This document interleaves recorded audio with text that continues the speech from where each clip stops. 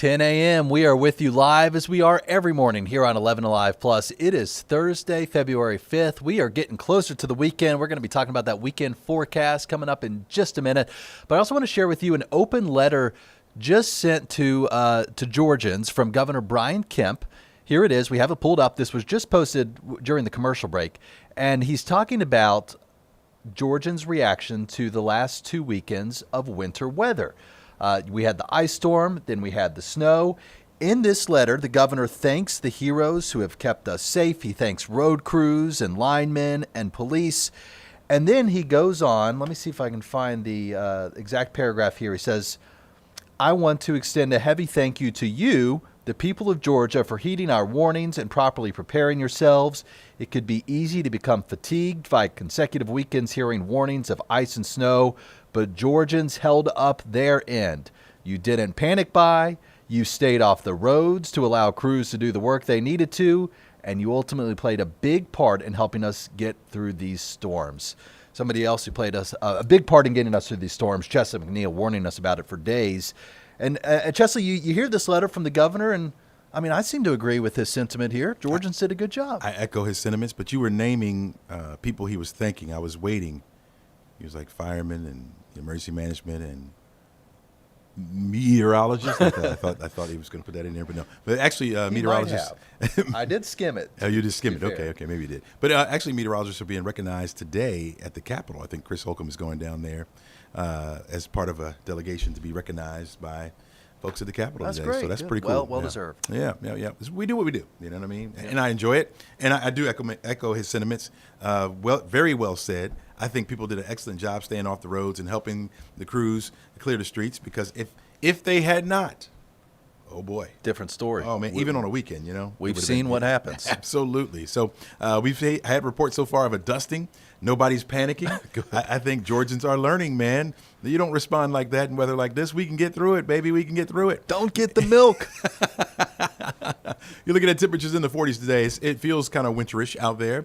Temperatures are down into the 30s, of course, and we'll rise to the 40s this afternoon. Today will be one of those cold days, but then we'll rebound nicely as we head into tomorrow. Look at the clouds over us right now. Mostly cloudy skies. Clouds have been pesky. We had the rain yesterday. That front pushed that rain over toward the east. And now we're seeing precipitation being pressed out of those clouds in the form of a dusting. Still got reports coming in of people saying they're seeing a little bit of snow flying around the area. So far, just a dusting. It's not going to be too much to write home about. Temperatures are in the 30s just about everywhere you look. Still some 20s out there as well. You got Carrollton and Canton, also Blairsville at 28. When you factor in the winds out of the northwest about 10 miles per hour, it feels about a good 10 degrees colder than what the actual air temperature is. And so you want to bundle up, folks. A hat, scarf, gloves, whatever you need to keep yourself nice and warm, and the kids as well, and the pets as well. 47 degrees for the afternoon high temperature. That's below average, a good 10 degrees below where we should be for this time of year.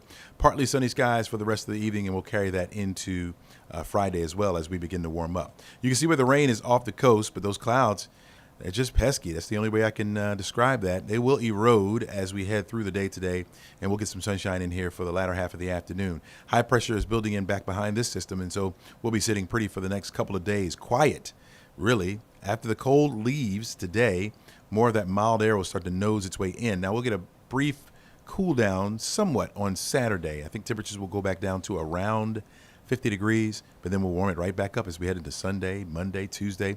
Even by Wednesday, we're looking at temperatures getting closer to the 70-degree mark, so that'll be mighty nice. Forecast track model shows those clouds getting out of here, but more clouds move in, so we'll call it that partly sunny skies for the rest of the afternoon. We'll start off Friday on the clear side, but by the late afternoon, here comes more clouds pushing into the area. Clouds like our area. As long as they don't bring the rain, they're welcome, right? And we won't see that on Friday. We'll see temperatures getting up into the upper 50s, so that'll be nice. Again, a brief cool down on Saturday, but then by Sunday, we rebound nicely. So people are asking me now, is the warm weather here to stay? Dare I say yes? I wouldn't say that at all. Temperatures will heat up into the 60s on next week, Monday, Tuesday, Wednesday. But keep in mind, Christmas, we saw temperatures around the 70-degree mark. That's true. And we kept going down and up, down and up. So we've been on this roller coaster. I would presume that we're going to stay on it. The false spring, and then a quick reminder that'll humble you. Absolutely, absolutely. So keep your clothes on.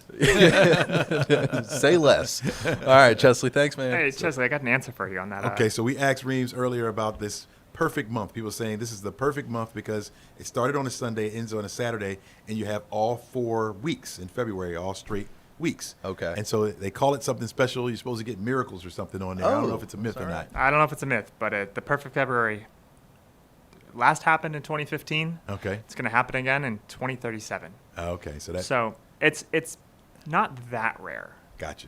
It's just rare enough. Every 11 years, it looks like. See, this guy knows his stuff, man. See, that's why I always put stuff on him that I see on social media because he knows. Yeah. You know, He's going to be my phone a friend when I'm on Who that's Wants right. to Be a Millionaire. That's absolutely right. That's absolutely, and he's quick too. Yes, I he appreciate is. it, Reeves. We love Reeves. All right, man. Thanks, Chesley. Right. Hey, let's get back out to Athens right now. You know, we've been telling you for days now, we've been following this high-profile trial, a long time in the making for the family of Tara Baker. It was 2001 when she was murdered at University of Georgia. She was a first-year law student there.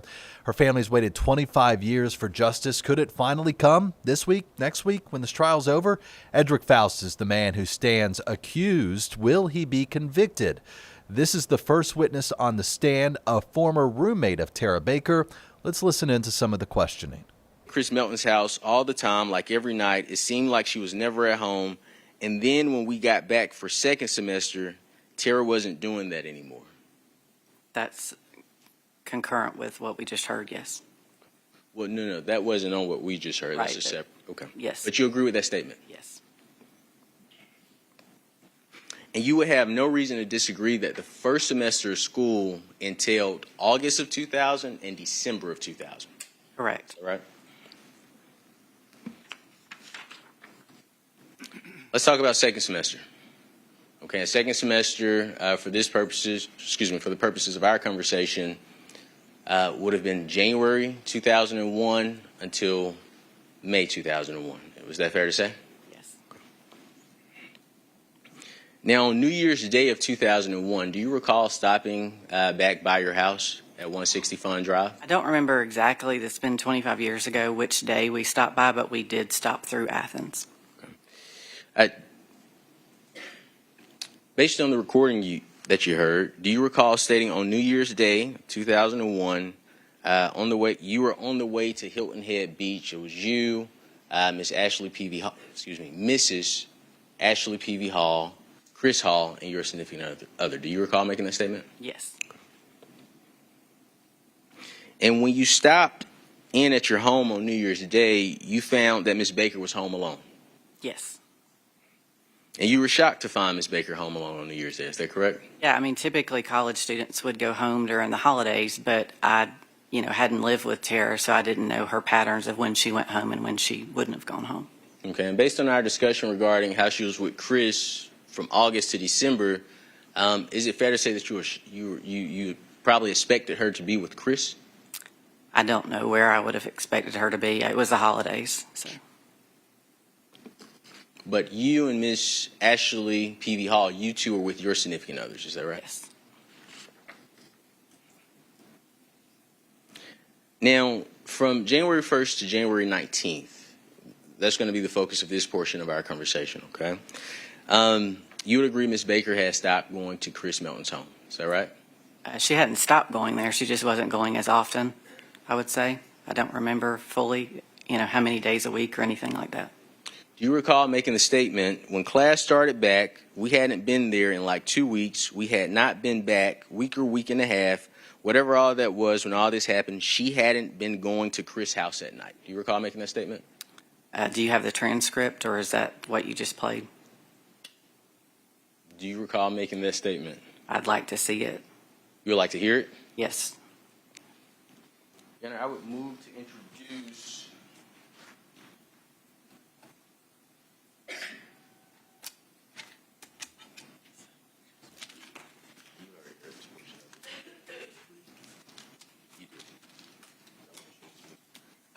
introduce minute mark 1632 through 1651 of Defense Exhibit 22, which is Ms. well, court's indulgence. Ms. Lang, do you recall speaking with law enforcement agent Elizabeth Bigham? Yes. Okay. And do you see Ms. Bigham in the courtroom? Yes. Okay. And you've heard portions of your recording with Ms. Bigham. Is that correct? Yes. And is it fair to say that it was you on that audio?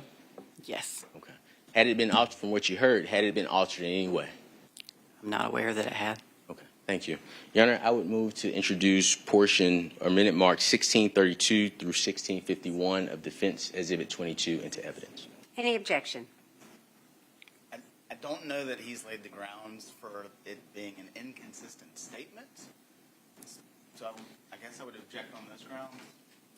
All right, I'm going to sustain the objection. I think that's correct, but I'm going to let you refresh your recollection, and I'm going to ask the jury to go into the jury room one more time. Please don't discuss the case, and we can do that. Well, Your Honor, I have a case for you. I'll let you. But outside the presence of the jury. Yes, ma'am.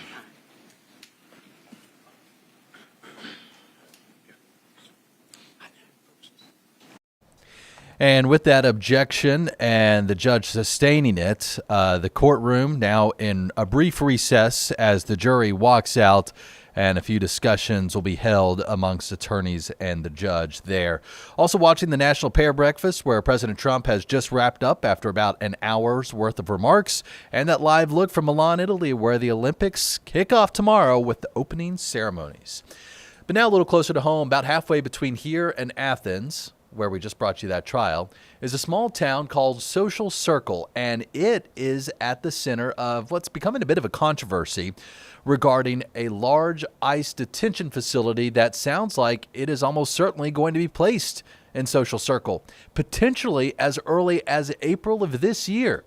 According to this social media post from the city of Social Circle, they said they spoke to Congressman Mike Collins and members of his staff. Collins said the property in question currently in escrow and moving toward final purchase by the U.S. Department of Homeland Security. So you have that going on right now. And it's a massive warehouse type facility that we're talking about here, originally considered an alternative location, but now considered the preferred site. You're looking at it right here. We told you back in January, though, the town fighting back. Some residents rallied at a town hall in opposition. You see them here, photographed, protesting. The mayor said that this facility could triple the town's population overnight. They just can't handle it.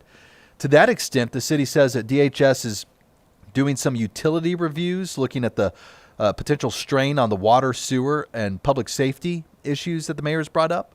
And that right now DHS is preparing an economic impact report when it comes to looking into this. But the city says it has not been included in that evaluation. It has not been included in the planning process. Social Circle, speaking on behalf of the city, according to their Facebook page, still apparently putting up a bit of a fight, though according to Congressman Collins, DHS moving full speed ahead, potentially ready to open this up in as little as 8 weeks. And we're going to take a short break, but coming up in just a few minutes, we're going to be talking about the car of the year, according to cars.com. If you are in the market for a new car, if you're just maybe shopping around and curious about what's out there for you, don't want to miss this conversation. We'll see you in a few.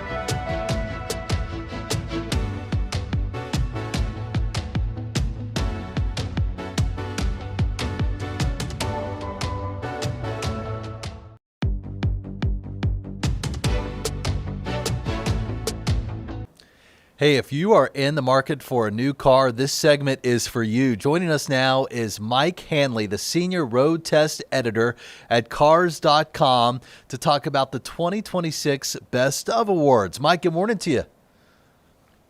Thanks for having me. Hey, you're welcome. Let's start with the big one, the Car of the Year. Who won it, and what made it stand out for you? So our car of the year is the redesigned Nissan Leaf, and it's an electric vehicle, but they've brought a lot of style and technology to the vehicle, a lot of useful features too, and it starts at a really affordable price for a new car of less than $32,000. What ultimately made that the big winner this year? Well, we looked at more than 40 new and redesigned cars for that award, and we were looking for vehicles that offer standout quality, standout innovation, and value. And the Leaf was really transformed with its redesign, and it hit on all of those boxes. Speaking of standout cars, or vehicles rather, pickup trucks remain hugely popular with Americans. I know you looked at that category as well. Which pickup truck walked away with top honors? Yeah, so the Ram 1500 is our pickup truck of the year. It offers great interior quality. The return of the Hemi V8, which was huge for truck shoppers. They wanted that engine to come back, and Ram listened and brought it back for 2026. And there's really a Ram 1500 for all kinds of buyers. There's the basic tradesman for work-oriented shoppers. There's mid-range trims, there's off-road trims with the Rebel and the RHO, and there's really high-end luxury trims too if you get a Longhorn or a limited model. Mike, let's talk about family cars. I'd love to drive a pickup, but I got two kids and car seats, so I got to go with the family car for right now. And, I'm thinking about space, reliability, affordability, and safety above all. What did you find for family car of the year? So our family car of the year is the Hyundai Santa Fe. It's a three-row vehicle, but it's a bit smaller than some of the big ones out there. It makes it really maneuverable, really fuel efficient. You can get a hybrid version of it. It did really well in our car seat checks too, so it's great for younger kids, great for kids as they get bigger and need more space. A lot of good cargo room too. And again, it starts at a pretty competitive price around $35,000. And you can see that vehicle right behind you right now. Mike, what about the electric vehicles? I mean, it's becoming less of a niche thing and kind of more mainstream right now. What did you find with a good EV for 2026? Yeah, so the Kia EV9 is our best EV of 2026. It's also a three-row SUV, so it really illustrates how EVs have gone mainstream. If you need that space, if you need that comfort that a larger vehicle offers, you can get it in an EV. All right, I saw the price tag on this next category, and I said, all right, well, it's nice to dream, but let's talk about luxury car and what made this one win. Yeah, so the Cadillac Escalade IQ is our luxury car of the year. It really brings all the presence and style that the Escalade in gas-powered form has long delivered to an electric vehicle. Lots of technology on the inside, a 55-inch dashboard screen, but it's also really easy to use. And even though it's a big SUV, it offers great range with more than 460 miles of driving range on a charge. All right, so maybe it is worth the investment. Yeah, we'll see how that conversation goes over tonight at the dinner table. Yeah. There's also another category for SUV. Which one walked away with honors there? Yeah, so the Nissan Armada is our SUV of the year, and it's a redesigned version of a vehicle Nissan's had for a while, but they really delivered interior quality, interior usability in a vehicle that can still do a lot of things that buyers want. It can tow a boat, it has towing capacity of more than 8,000 pounds, and there's also off-road versions too if you want to go off pavement a little bit. Mike Hanley, the senior road test editor. How do I get that gig? I mean, what a cool job you got. Did you get to test every single one of these cars this year? Yeah, so we spend the year driving these vehicles, evaluating them, living with them day in and day out, myself and our team of reviewers, really to come up with these awards and help kind of point shoppers in the right direction who may have been out of the market for a while and not know where to start. And, for folks who are shopping for a car today, what's one tip you would give them to make sure they get something that's good, not just for today, but something that could last them for years down the road? Yeah, I think it's really important to think about what your everyday needs are, how you're going to be using the vehicle. So in the instance of a 3-row SUV, there's tons of choices out there, but you can narrow the field quickly by focusing on how you're going to use it. So if you may need a larger model for that towing work that I'd mentioned, or if something smaller could work, it's going to save you money, it's going to be more fuel efficient, and it'll be easier to drive. Mike Hanley, I appreciate your time. You can check out all the best of cars at cars.com right now. And by the way, you also got a list of other runner-ups and other cars that were examined. So just a wealth of information there. We appreciate your time this morning. All right, thanks for having me on. All right, sounds good. We'll see you next year. And we're going to take a quick commercial break. We're going to be back in just a few minutes, still keeping an eye on the Tara Baker murder trial once they gavel back into session, and other headlines from around the country. We'll see you in a few.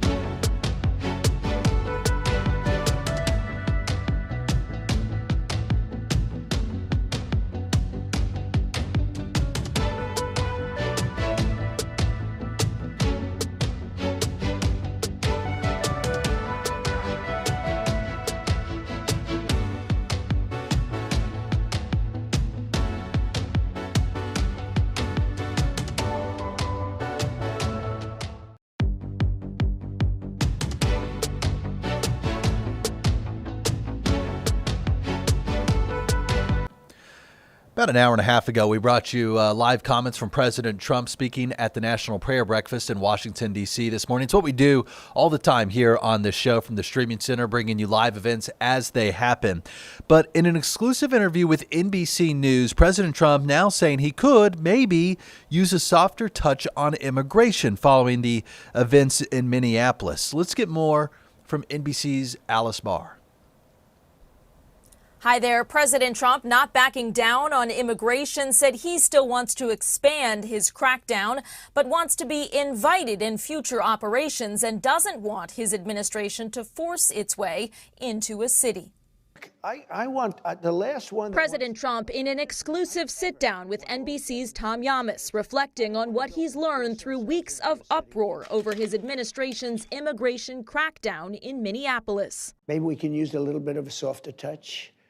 But you still have to be tough. These are criminals. We're dealing with really hard criminals. That after the president's border czar announced 700 federal immigration agents are withdrawing from Minnesota, aiming to end the surge in manpower, but not the mission. We're not backing down at all. I said today mass deportations will continue. While Democrats are pushing to formalize major changes to immigration enforcement before Department of Homeland Security funding runs out next week. It's got to rein in ICE in very serious ways. And if they're not serious and they don't put in real reform, they shouldn't expect our votes. President Trump also addressing bipartisan pushback over his recent comments about nationalizing elections in some places, despite the Constitution dictating that states run elections. We can't allow cheating in elections. Now, if we need to put in federal controls as opposed to state controls, remember this, they're really an agent. The president repeating his debunked claims of widespread fraud in the 2020 election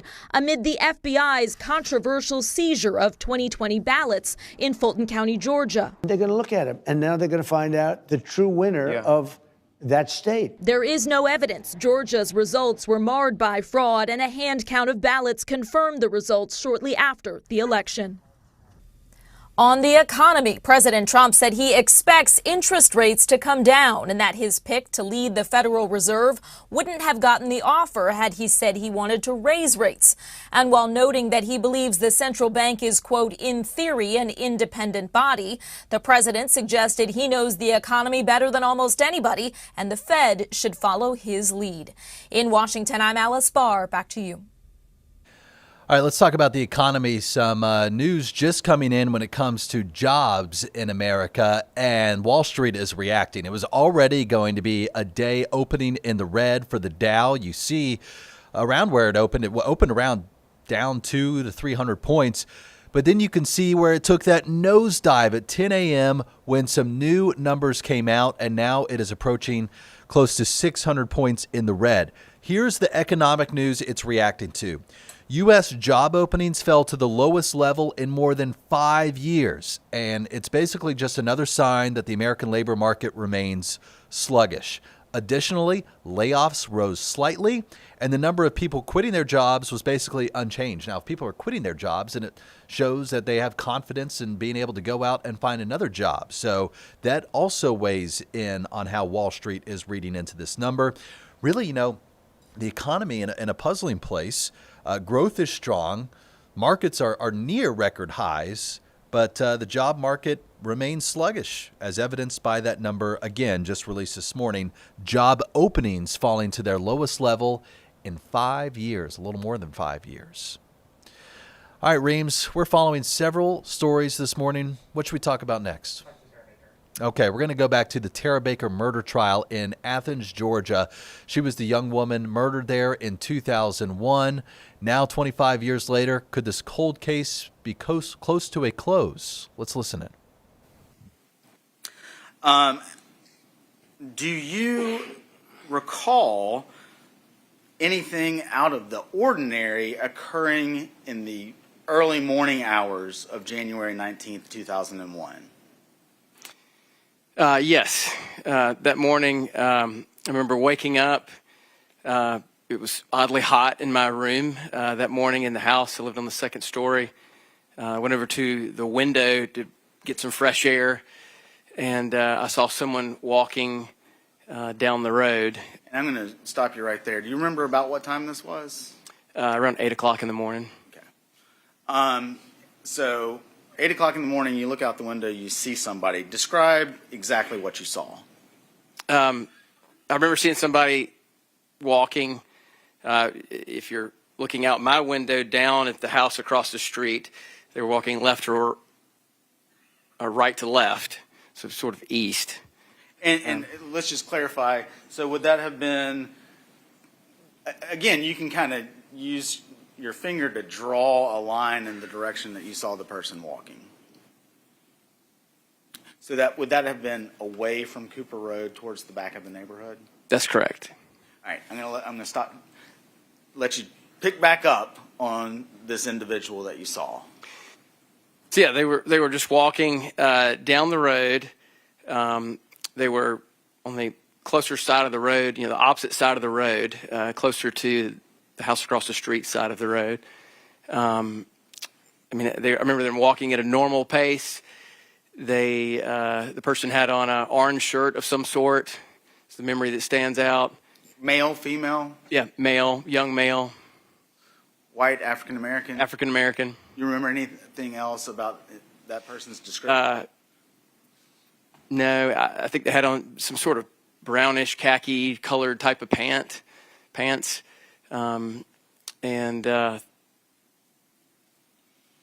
Yeah, they looked to the left and the right. They were walking, and that was it. When you, and I just want to, I'm going to try and, Your Honor, if you could maybe clear Yes. the screen. I'm going to zoom in, Mr. McLean, just because I think this is important. Maybe a little too much. So I think we've already established that the house with the tarp on it is 160 Fawn Drive. I think that. So again, maybe just with a little dot or something. Where was this individual when you first saw them? Right about here. Okay. I'm sorry. Am I seeing? Okay. I see it now. And after you first saw that individual, what did you do next? I saw them walking for a second. It stood out because it was just early in the morning. They clearly weren't trying to exercise or anything like that. They weren't wearing exercise clothes. It just looked, stood out to me. So then I went in my bedroom 2 to 3 steps away. I had, it was in college, so I had milk cartons as I was using to hold my clothes, and I grabbed some boxers and a T-shirt, took 2 steps back, looked back out the window to sort of see what was going on, and then the individual's gone. And so I looked down. I was on the, if you're facing the house that I lived in, sort of the opposite direction, I was on the right side of the house.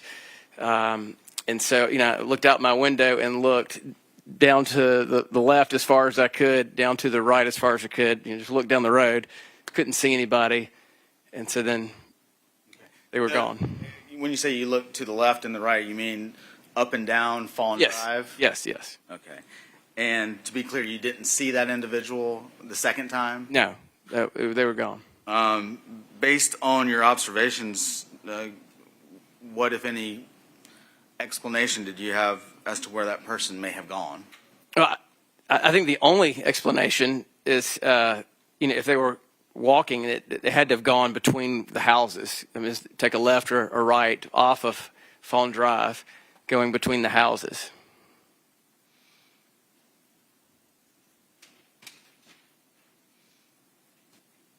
Sir, those are all the questions that I had for you. Mr. Cruz may have some questions. Thank you.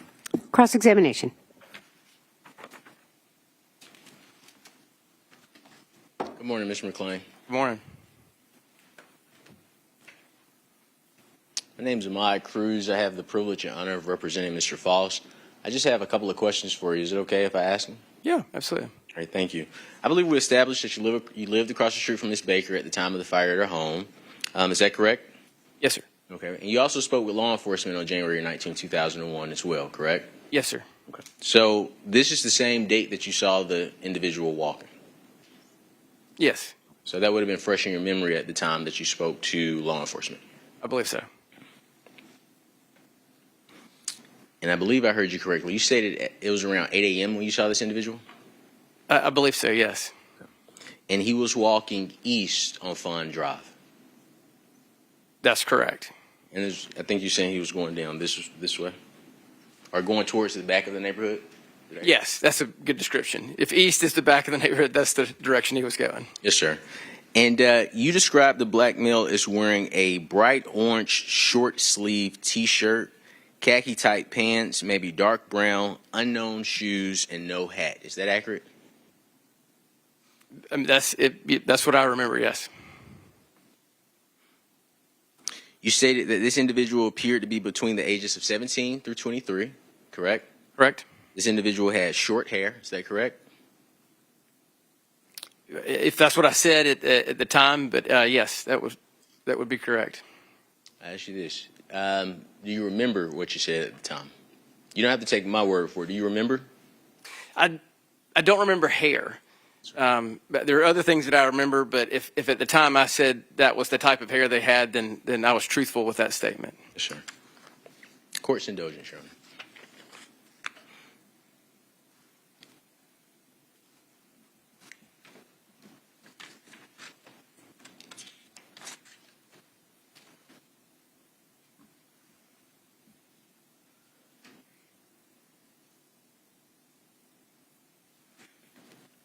Was seeing a summary of your statement refresh your recollection?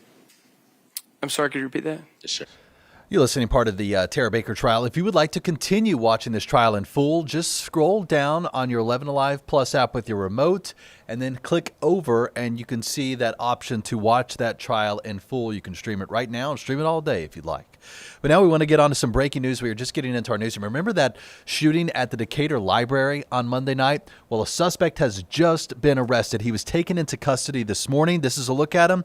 His name is Medicus Brown. He is 44 years old, and he was taken into custody this morning on a charge of aggravated assault with the intent to murder.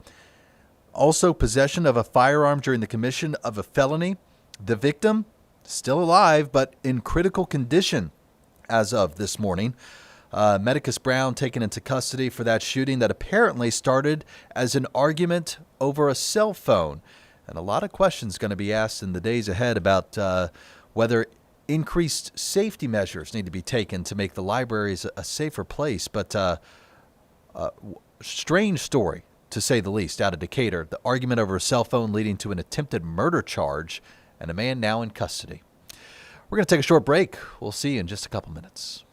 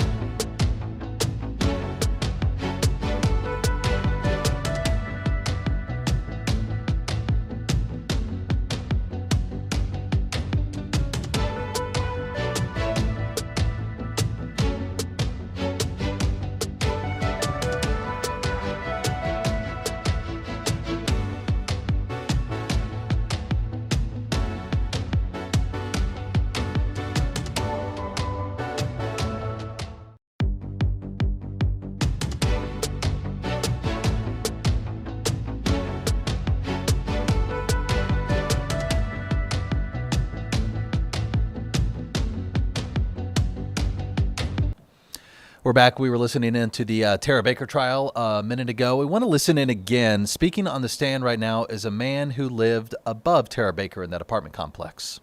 Go into the jury room, of course. Don't discuss the case. We will be with you shortly. Thank you. We'll be in recess for 10 minutes. Yeah, you find something. All right, so they are taking a recess here in the Tara Baker murder trial, so we're going to come back out here to our studios in the streaming center. Just to recap, Baker was the UGA law student, a first-year law student who was murdered in 2001, sexually assaulted, stabbed, and then her room set on fire. 25 years went by with no answers in this case, and then a man was finally arrested, Edric Faust. He's now been charged with murder. His DNA apparently found there at the scene, and he is going to be standing trial right now. In fact, it is on day 4 of his murder trial, and you can watch it for yourself right here on 11Alive Plus by scrolling down, then going over with your remote, though, again, they are in recess right now. We'll be keeping a close eye on that case. The family of Tara Baker have been waiting more than 2 decades to see justice and the murder of their loved one. Will they finally get it? We're told this trial could be going on for some time, at least a week. We are still in the prosecution's phase of things, potentially up to 2 weeks. All right, Reams, what are we watching? Watching feeds coming in from around the country right now. I want to get to the Senate Banking, Housing, and Urban Affairs Committee. Sounds boring, I know. But they're taking a look at the annual report to Congress, looking at the financial stability of the country right now. Speaking here as well, Scott Bessent, the Secretary of the Department of Treasury. Let's listen to him for just a moment.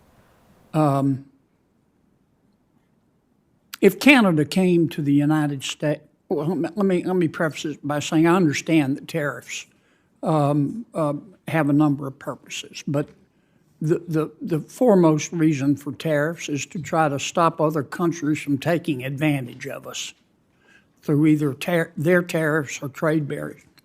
If Canada, for example, came to the United States and said, we're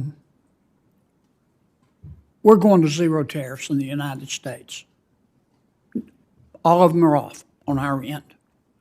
Would you, Mr. President, speaking to our president, go to zero tariffs and then just let Canadian companies and American companies compete on a level playing field?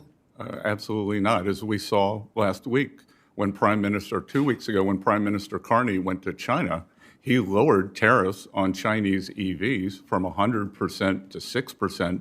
U.S. has a 100% tariff on Chinese EVs. We couldn't let our northern border be used as a way for Chinese EVs to come into the U.S. Right. Okay. I'm going to lead you a little bit because Senator Scott is a she-bear when it comes to time. The poverty rate, according to the Census Bureau, is 11%, isn't it, in America? I'll take it. I'll take your word, Senator. And that's the Census Bureau defines poverty, is it not? Yes, sir. Is it not true that the Census Bureau, in defining poverty and determining that our poverty rate is 11%, or 36 million Americans, which makes us look bad, only will consider direct cash payments from the federal government to poor people, such as, let's say, SSI payments or TANF payments? Correct. Okay? And isn't it true that the Census Bureau, in determining poverty, doesn't include non-cash payments? It doesn't include Medicaid or food stamps or housing subsidies or refundable tax credits. Isn't that true? That is correct, Senator. Yeah. Let me give you an example. Mom, 2 kids, poverty level for her and her kids is $27,000. Mom works part-time. She makes $11,000. According to our Census Bureau, she's poor. She's below the poverty line. But she also receives,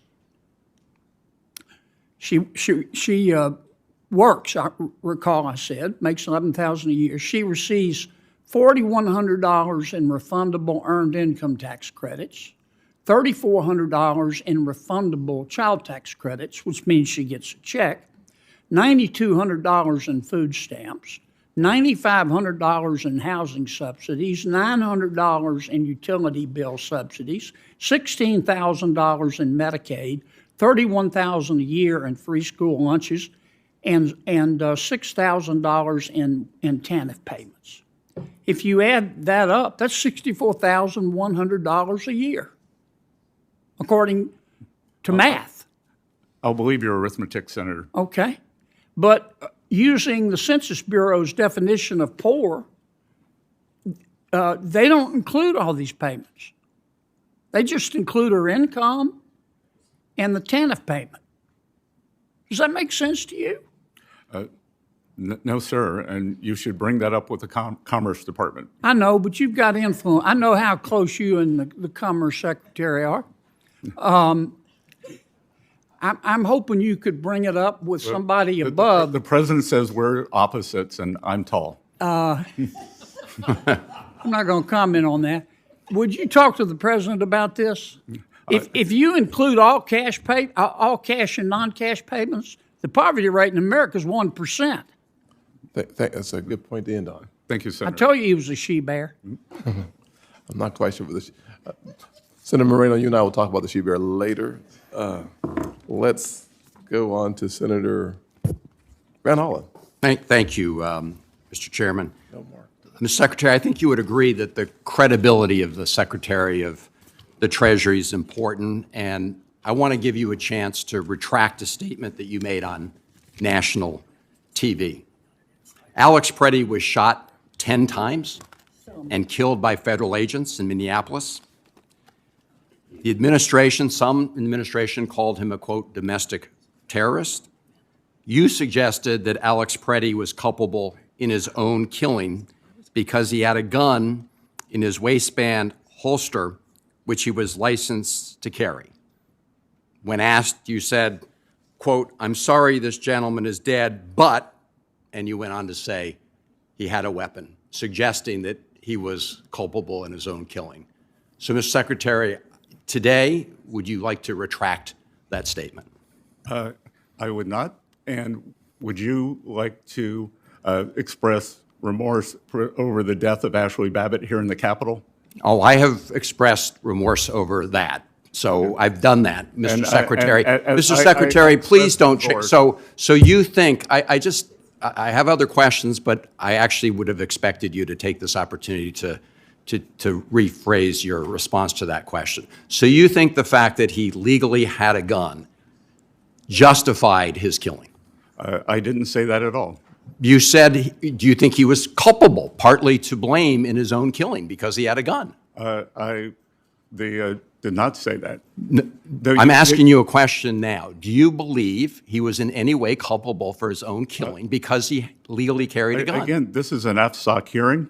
Yeah. So, but you're the Secretary of the Treasury. Why do we talk about financial stability and oversight? I'm happy to, Mr. Secretary, but your credibility is important. And in that response, you really, I think, let down the country because we expect honesty after that kind of terrible tragedy. Let me ask you about FSOC. I'm glad that you've all established a household resilience committee because people are being financially squeezed from every side. And I've got a whole bunch of quotes here from candidate Donald Trump on the campaign trail. Starting the day I take office, I will rapidly drive down prices and we will make America affordable again.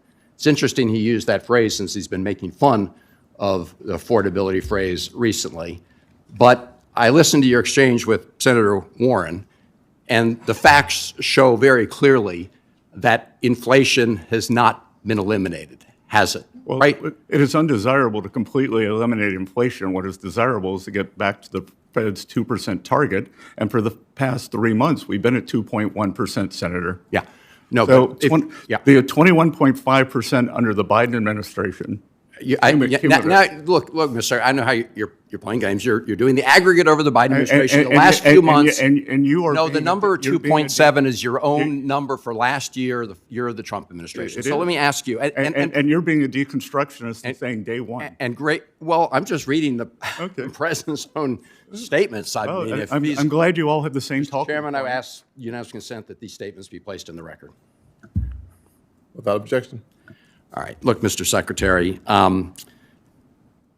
you used to believe that tariffs would increase inflation and prices. Isn't that true? I wrote that in a letter to my investors, but a year before, I also wrote that I thought Senator Warren would be the Democratic presidential nominee. Okay. So my predictions have been bad. Please. Have been bad. Okay. So, Mr. Secretary, it was January 2024. You said that increased tariffs would raise prices. No, right? I said they could, and I also said it would strengthen the dollar, and the opposite has happened. Yeah. The prices have not gone up due to 150 years of data from the San Francisco Fed. Mr. Secretary, you're cherry picking. You're cherry picking numbers. It is a fact that prices continue to go up. And I understand that is desirable over the long term. I understand that you said just at this hearing that building costs are down. I just want to point out for the record that the National Association of Home Builders said on January 29th, not very long ago, that costs are up. Construction costs account for about 65% of average home prices in 2024. And they say, and I'm quoting, record high for construction costs since the inception of the series in 1998. Not the Biden administration, 1998. Thank you, Mr. Chairman. Is Yes, that sir. a 2024 number? Senator Haggerty. This is a number from the home builders. I'm happy to share it with you. Thank you. Senator Haggerty. Thank you, Mr. Chairman. Secretary Besson, it's always great to have you here. Good to see you, Senator. There's not a day that goes by that I don't get someone complimenting on the great work that you and your team are doing at the Department of Treasury. If you'd like an extra moment to respond to Senator Von Hollen, I would be more than welcome to. No, I think he speaks for himself. Okay. Well, Secretary, over the years, excessive and misguided regulation. You're listening to Treasury Secretary Scott Bessent being pressed there by lawmakers on a number of issues, most recently speaking about inflation, but also touching on his previous comments in Minneapolis and the ICE shooting there. We're going to take a quick commercial break. You are watching 11Alive Plus. We have more headlines on the other side of this break. Good morning to you.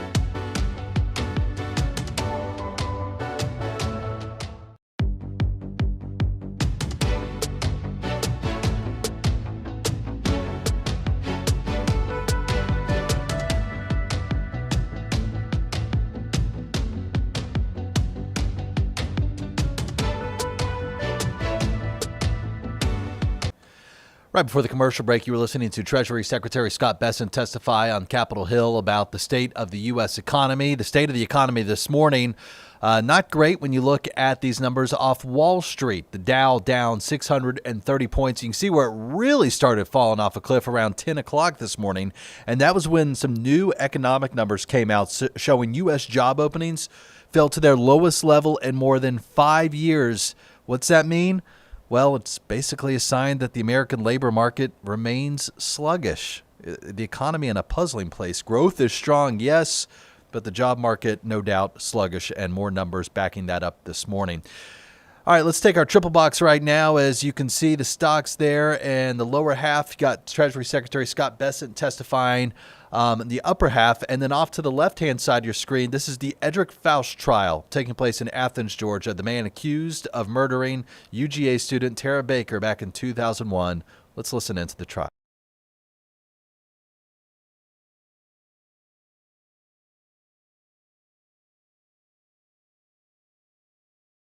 It appears that the judge is discussing perhaps some sensitive matters with attorneys right now. The jury likely not in the room if they've cut the audio and asked us not to listen in. So we'll keep an eye on that. And should they go back to that trial and we get audio, we'll let you know and we will bring it back to you live.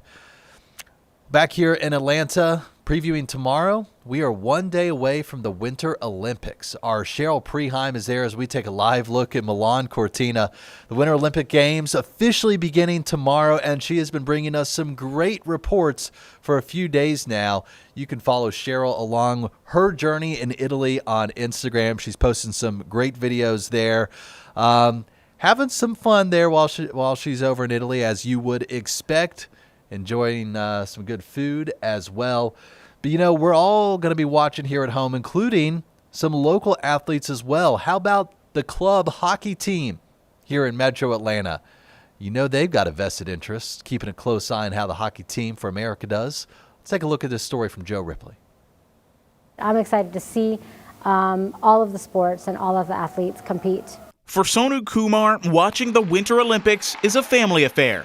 There's so much variety in the Winter Olympics, and I'm excited for the hockey. This family bonds by playing community hockey and soon seeing the top athletes in the world on the biggest stage. It'll be fun to watch it as a family and be like, we've both done something similar, so we can watch and connect to it. So many of the other countries are getting better and better every Olympics. Kat Martin once played with the Lady Thrashers, an all-female hockey squad. She and her old teammates Robin Wesley and Edna Jeffrey remember when women's ice hockey debuted as a sport in the 1998 Winter Olympics in Japan. Watching the USA win, of course.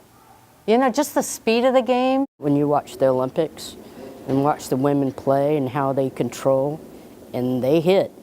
They don't check, but they hit. All right, quick lap. David Back now coaches the Lady Thrashers. He's anticipating the ultimate showdown on ice. Really look forward to watching USA versus Canada. I hope it gets to be a rematch because it was such a passionate game. The intensity was so great, and you could see it was more than just a game to those players. Assistant coach Diana Chang says with so much on the line, Team USA's success in Italy could lead to growing the game back home. If we see Team USA win the gold again, I do believe we're going to get a whole lot more interest from young girls as well as women who have always wanted to try the sport. Joe Ripley reporting there. I was mentioning Cheryl being over there in Italy. Coming up in just a few minutes on 11 Alive Midday, you're going to have a report from Cheryl there as we look live over Milan Cortina. Just beautiful. Man, I would love to be there, but that's all right. Coming up in a few minutes, you are going to hear more from Cheryl about the life of a curler. That story coming up on 11 Alive Midday. Keep it right here on 11 Alive Plus. We're also covering the latest in the search for Nancy Guthrie, Savannah Guthrie's mother, missing, believed abducted from her home in Arizona. Where does that search stand at this hour? And by the way, the sheriff going to be speaking in just a couple of hours, giving an update. Also, the latest on this ICE detention facility coming to Social Circle. It appears it could be a done deal and might be in place sooner rather than later. We're talking just a few weeks. The month of April, they could be housing folks there. And a deadly house fire this morning in DeKalb County. Tragic story with 4 people killed. Going to have a live report on that story. It's great to be with you here on 11 Alive Plus. We're with you every morning from the Streaming Center from 9 to 11 a.m. We will see you back here tomorrow, but keep it here on 11 Alive Plus for midday as we leave you with this live picture from Blue Ridge. Take care, everybody.